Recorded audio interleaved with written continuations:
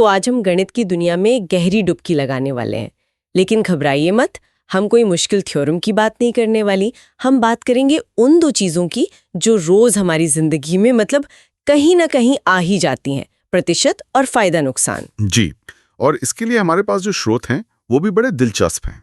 ये सीधे प्रतियोगी परीक्षाओं के मैदान से हैं, खासतौर पर बिहार पुलिस सब इंस्पेक्टर की तैयारी की सामग्री और कुछ हल किए गए प्रश्न पत्र। बिल्कुल, तो हमारा मकसद सिर्फ सवाल हल करना नहीं है, बल्कि ये समझना है कि ये सवाल पूछे ही क्यों जाते हैं। इन आसान से दिखने वाले विषयों के पीछे असल में सोच क्या छिपी है। चलिए इसी की पड़ताल शुरू करते हैं। तो प्रतिशत या परसेंटेज, जैसे ही ये शब्द आता है स्कूल की यादें ताज़ा हो जाती हैं। लेकिन प्रतियोगी परीक्षाओं के सिलेबस में ये इतना ज़रूरी क्यों है? बिहार पुलिस एसआई के सिलेबस को देखें तो इसे मात्रात्मक योग्यता का एक मुख्य हिस्सा बताया गया है। बहुत अच्छा सवाल है, क्योंकि प्रतिशत सिर्फ प्रति 100 की एक गणितीय परिभाषा नहीं है। असल में ये दुनिया की अलग अलग चीजों की तुलना करने का एक यूनिवर्सल, मतलब एक सार्वभौमिक पैमाना है। सोचिए, अर्थव्यवस्था की विकास दर, चुनाव के नतीजे, यहां तक कि आपके फोन की बैटरी लाइफ, सब कुछ प्रतिशत में ही तो बताया जाता है। अच्छा, दिलचस्प है। तो ये एक तरह से अलग अलग पैमानों को आप कह रहे हैं एक समान भाषा में लाने का तरीका है। एकदम। और प्रतियोगी परीक्षाएं इसे इसलिए पसंद करती हैं क्योंकि ये आपकी तुलनात्मक सोच को परखता है कि आप अलग अलग आधार वाली संख्याओं के बीच कोई तार्किक रिश्ता, कोई कनेक्शन ढूंढ सकते हैं। असली चुनौती वही है। इसी बात को समझने के लिए हमारे एक स्रोत बिहार पुलिस एसआई उत्तर कुंजी 2026 से एक सवाल लेते हैं। सवाल संख्या 24 है। यदि P Q से 30% अधिक है और R P से 25% अधिक है, तो Q और R का अनुपात क्या है? अब देखिए, यहाँ कोई असली संख्या, कोई वैल्यू नहीं दी गई है। सब कुछ एक दूसरे के संबंध में है। ये सवाल सीधे सीधे आपके लॉजिक को परख रहा है। इसे हल करने के लिए हमें बस एक कड़ी से दूसरी कड़ी को जोड़ना होगा। पहली शर्त है P Q से 30% ज्यादा है। इसका मतलब हुआ कि अगर हम Q को 100 मान लें तो P 130 होगा, या गणित की भाषा में कहें तो P = Q का 130%, यानी P = 131/10Q। बिल्कुल। अब दूसरी शर्त पर आते हैं। R P से 25% ज्यादा है, यानी R जो है वो P का 125% है। तो R बराबर 125/100P, जिसे अगर हम सरल करें तो 5/4P मिलता है। अच्छा, तो अब हमारे पास दो समीकरण हैं। एक P और Q के बीच का रिश्ता बता रहा है और दूसरा R और P के बीच का। लेकिन हमें तो Q और R के बीच का रिश्ता चाहिए। तो यहाँ P एक तरह से पुल का काम कर रहा है ना? आपने बिल्कुल सही पकड़ा। सारा खेल P को एक पुल की तरह इस्तेमाल करके Q और R को जोड़ने का ही है। हम क्या करेंगे? R वाले समीकरण में P का मान रख देंगे। हमारे पास है R बराबर 5/4P, और P की जगह हम 131/10Q रख सकते हैं। तो ये बन जाएगा R बराबर 54 × 1310Q। इसे हल करने पर R बराबर 6540Q आता है। वाह! अब हमारे पास Q और R का सीधा संबंध है। सही। अब हमें QR का अनुपात चाहिए। समीकरण से साफ है कि QR बराबर 40/65 है। इसे और सरल किया जा सकता है क्योंकि दोनों संख्याएं 5 से कटती हैं। और उसे 5 से भाग देने पर हमें 8:13 का अंतिम अनुपात मिल जाता है। कितनी दिलचस्प बात है कि बिना किसी की असल कीमत जाने भी सिर्फ प्रतिशत के आधार पर हम दो चीजों का सटीक संबंध निकाल सकते हैं। यह वाकई एक शक्तिशाली टूल है। और यही वो कौशल है जिसे परीक्षक देखना चाहता है, अमूर्त जानकारी से ठोस निष्कर्ष निकालने की क्षमता। तो प्रतिशत हमें तुलना करना सिखाता है, लेकिन असल दुनिया में, खासकर व्यापार की दुनिया में, यह तुलना हमेशा एक ही चीज पर आकर रुकती है, पैसा। क्या हमने पैसा बनाया या गंवाया? और यहीं से हमारा अगला विषय शुरू होता है, लाभ और हानि। हाँ, लाभ और हानि प्रतिशत का सबसे व्यावहारिक और सीधा उपयोग है। इसमें बस दो मुख्य किरदार होते हैं। पहला क्रय मूल्य, जिसे हम कॉस्ट प्राइस या CP भी कहते हैं, यानी वो कीमत जिस पर आपने कोई चीज खरीदी। ये आपकी लागत है। और दूसरा किरदार है विक्रय मूल्य, यानी सेलिंग प्राइस या SP, वो कीमत जिस पर आपने उसे बेचा। और कहानी बहुत सीधी है। अगर विक्रय मूल्य क्रय मूल्य से ज्यादा है, मतलब SP CP, तो आपको लाभ हुआ। और अगर क्रय मूल्य विक्रय मूल्य से ज्यादा हुआ, CP SP, तो हानि। तो आपको हानि हुई। बिल्कुल। एक मिनट, यहाँ एक जरूरी बात है जिसे अक्सर लोग भूल जाते हैं। जब हम लाभ या हानि प्रतिशत की बात करते हैं तो उसकी गणना हमेशा क्रय मूल्य पर ही क्यों की जाती है? कई लोग धोखे में विक्रय मूल्य पर प्रतिशत निकाल सकते हैं। ऐसा क्यों है कि नियम हमेशा क्रय मूल्य को ही आधार मानता है? ये एक बहुत ही महत्वपूर्ण सवाल है और एक आम पियाज मतलब एक जाल भी है। इसका कारण बहुत तार्किक है। आप हमेशा ये जानना चाहते हैं कि आपने अपनी लागत पर, यानी जो पैसा आपकी जेब से गया है, उस पर कितना कमाया या गंवाया। विक्रय मूल्य तो बात का नतीजा है। आपका शुरुआती निवेश वो क्रय मूल्य है, इसलिए मुनाफे का प्रतिशत भी उसी पर देखा जाएगा। यह आपके निवेश पर रिटर्न को दिखाता है। ये तो बहुत साफ हो गया। चलिए इसी पर आधारित एक सवाल देखते हैं। ये भी बिहार पुलिस एसआई उत्तर कुंजी 2026 से ही है। सवाल 52 है। एक दुकानदार ने 7,500 रुपए की कुल लागत पर 5 एक जैसी कुर्सियां खरीदी। उसने 3 कुर्सियां 20% के लाभ पर और बची हुई 2 कुर्सियां 10% की हानि पर बेचीं। उसका कुल लाभ या हानि प्रतिशत क्या है? ये एक क्लासिक सवाल है जहां एक ही सौदे के 2 अलग-अलग हिस्से हैं। कुछ पर फायदा हो रहा है, कुछ पर नुकसान। यह परीक्षक ये देखना चाहता है कि क्या आप इन टुकड़ों को जोड़कर पूरी तस्वीर देख सकते हैं। तो सबसे पहला काम क्या होना चाहिए? मेरे ख्याल से हमें पहले एक कुर्सी की लागत निकालनी होगी ताकि हम हर कुर्सी का हिसाब अलग अलग कर सकें। कुल लागत 7,500 रुपए है और 5 कुर्सियां हैं, तो एक कुर्सी का क्रय मूल्य हुआ 1,500 रुपए। बिल्कुल सही। अब पहली शर्त पर आते हैं। 3 कुर्सियां 20% के लाभ पर बेची गईं। एक कुर्सी का सीपी 1,500 रुपए है, तो 20% लाभ के बाद उसका एसपी होगा 1,500 का 120%, जो कि 1,800 रुपए आता है।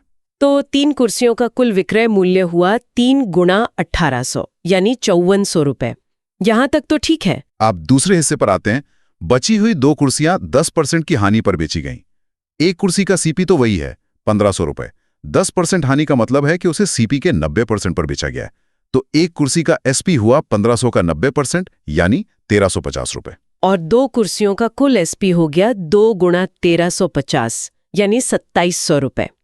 अच्छा, अब हमारे पास सौदे के दोनों हिस्सों का हिसाब है। अब हमें कुल तस्वीर देखनी है। कुल विक्रय मूल्य कितना हुआ? 4,500 रुपए लाभ वाली कुर्सियों से और 2,700 रुपए हानि वाली कुर्सियों से, कुल मिलाकर 8,100 रुपए। और कुल क्रय मूल्य हमें शुरू से ही पता है 750 रुपए। तो साफ दिख रहा है कि फायदा हुआ है। कुल लाभ हुआ 8100 7,500 बराबर 600 रुपए का। लेकिन सवाल यहीं खत्म नहीं होता। सवाल में प्रतिशत पूछा गया है, और जैसा हमने अभी चर्चा की, लाभ प्रतिशत हमेशा कुल क्रय मूल्य पर निकाला जाएगा। तो 600 7,500 गुणा 100। इसे हल करने पर 8% आता है। तो इस पूरे सौदे में, जिसमें कुछ हिस्सा मुनाफे में और कुछ घाटे में था, दुकानदार को कुल मिलाकर 8% का लाभ हुआ। ये दिखाता है कि कैसे छोटे छोटे लेन देन को मिलाकर एक समग्र व्यावसायिक परिणाम देखा जाता है। बिल्कुल, ये बिल्कुल वैसा ही है जैसे एक बड़ी कंपनी के कई प्रोडक्ट्स होते हैं। कोई बहुत मुनाफा कमाता है, कोई बस अपनी लागत निकालता है, लेकिन कंपनी की सेहत तो उसके कुल प्रदर्शन पर ही निर्भर करती है। अच्छा, तो अब एक और दिलचस्प स्थिति देखते हैं। क्या होगा अगर आपको विक्रय मूल्य और लाभ प्रतिशत पता हो, लेकिन क्रय मूल्य निकालना हो? मतलब कहानी को उल्टे सिरे से शुरू करना हो। उसी स्रोत का सवाल 8.2 कुछ ऐसा ही है। हाँ, ये सवाल एक स्तर और ऊपर जाता है। सवाल है, एक अनाज 84 रुपए किलोग्राम में 20% लाभ पर बेचा जाता है। दूसरा अनाज 72 रुपए किलोग्राम में 20% लाभ पर बेचा जाता है।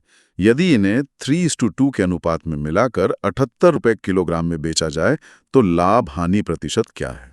बाप रे, इसमें तो लाभ हानि प्रतिशत और अनुपात सब कुछ एक साथ डाल दिया है। मुझे लगता है यही वो जाल है जिसमें ज्यादातर लोग फंसते होंगे। सीधे सीधे विक्रय मूल्य का औसत निकालने की गलती कर सकते हैं। आपने बिल्कुल सही नस पकड़ी है। इस सवाल का पहला और सबसे बड़ा जाल यही है। आप विक्रय मूल्य का औसत नहीं निकाल सकते क्योंकि दोनों का आधार यानी क्रय मूल्य अलग अलग है। तो यहाँ हमें एक जासूस की तरह काम करना होगा। हमें दिए गए सुरागों से यानी विक्रय मूल्य और लाभ प्रतिशत से छुपे हुए अपराधी यानी क्रय मूल्य को ढूंढना है। तो पहला कदम है दोनों अनाजों का अलग अलग क्रय मूल्य निकालना। इसके लिए हम सूत्र को उल्टा कर देंगे, है ना? अगर SP = CP × 100 + लाभ % अपॉन 100 है, तो CP = SP × 100 अपॉन 100 + लाभ %। एकदम सही। तो पहले अनाज के लिए CPU is equal to 84 into 100/120, जिसे हल करने पर 70 रुपए की ग्राह आता है। और दूसरे अनाज के लिए CP2 is equal to 72 into 100/120, जो कि 60 रुपए की ग्राह आता है। ठीक है, अब हमारे पास दोनों की असल लागत है 70 रुपए और 60 रुपए। अब इन्हें 3:2 के अनुपात में मिलाया गया है। इसका मतलब हमें मिश्रण का औसत क्रय मूल्य निकालना होगा। हाँ, इसे वेटेड एवरेज कहते हैं। मान लीजिए हमने 3 किलो पहला अनाज और 2 किलो दूसरा अनाज मिलाया, तो कुल लागत होगी 3 इंटू 70 प्लस 2 इंटू 60, यानी 210 plus 120 is equal to 330 rupees. और कुल मात्रा है 5 किलो, तो मिश्रण का औसत क्रय मूल्य हुआ 330/5, यानी 66 रुपए की ग्राह। समझ गई। तो जो मिश्रण तैयार हुआ उसकी लागत हमें 66 रुपए प्रति किलो पड़ी। और अब आखिरी हिस्सा, इस मिश्रण को 78 रुपए प्रति किलो में बेचा जा रहा है। अब कहानी बहुत सीधी हो गई है। क्रय मूल्य 66 रुपए है और विक्रय मूल्य 78 रुपए है, तो प्रति किलो लाभ हुआ 12 रुपए। और लाभ प्रतिशत निकालने के लिए हम इस लाभ की तुलना हमेशा क्रय मूल्य से करेंगे। तो 12,566 मल्टीप्लाइड बाय 100, इसे हल करने पर लगभग 18.18% आता है। इस तरह के सवाल दिखाते हैं कि कैसे इन सभी अवधारणाओं को एक साथ मिलाकर एक जटिल स्थिति बनाई जाती है। इसमें धैर्य और सही प्रक्रिया का पालन करना सबसे जरूरी है। आपको पहले पीछे जाकर सीपी निकालना पड़ता है, फिर अनुपात का इस्तेमाल करके औसत सीपी निकालना होता है, और फिर आखिर में लाभ प्रतिशत।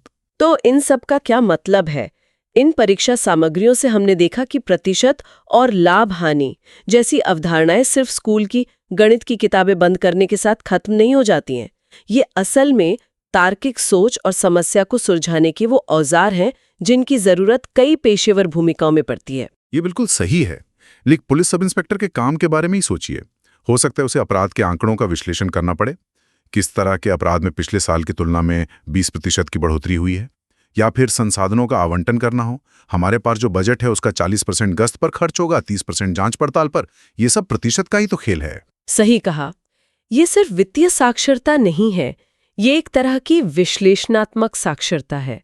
ये हमें सिखाता है कि आंकड़ों के पीछे की कहानी को कैसे पढ़ा जाए। बिल्कुल, और ये हमें रोजमर्रा की जिंदगी में भी बेहतर फैसले लेने में मदद करता है। चाहे वो सेल में 50% प्लस 30% ऑफ के असली मतलब को समझना हो, जो कि 80% नहीं होता, या फिर अपने निवेश पर मिलने वाले रिटर्न की सही गणना करना हो। चलिए, यहाँ सुनने वालों के लिए एक विचार छोड़ जाते हैं। जिन स्रोतों को हमने देखा वे सही उत्तर खोजने पर केंद्रित थे, जो परीक्षा का उद्देश्य भी है। लेकिन इस पर सोचिएगा, एक दुकानदार इन्हीं सिद्धांतों का उपयोग करके ग्राहकों के खरीदारी के फैसलों को रणनीतिक रूप से कैसे प्रभावित कर सकता है। यह एक बहुत दिलचस्प दिशा है। उदाहरण के लिए, एक बहुत लोकप्रिय चीज जैसे दूध या ब्रेड पर मामूली घाटा उठाकर या बिना मुनाफे के बेचकर ग्राहकों को अपनी दुकान की ओर आकर्षित करना। दुकानदार जानता है कि ग्राहक एक बार दुकान में आए तो सिर्फ दूध खरीद कर नहीं जाएंगे, वे दूसरी ज्यादा मुनाफे वाली चीजें भी खरीदेंगे। इस रणनीति को लॉस लीडर कहते हैं। ये दिखाता है कि लाभ और हानि की समझ सिर्फ हिसाब किताब तक सीमित नहीं है, ये एक पूरी व्यावसायिक और मनोवैज्ञानिक रणनीति का आधार बन सकती है।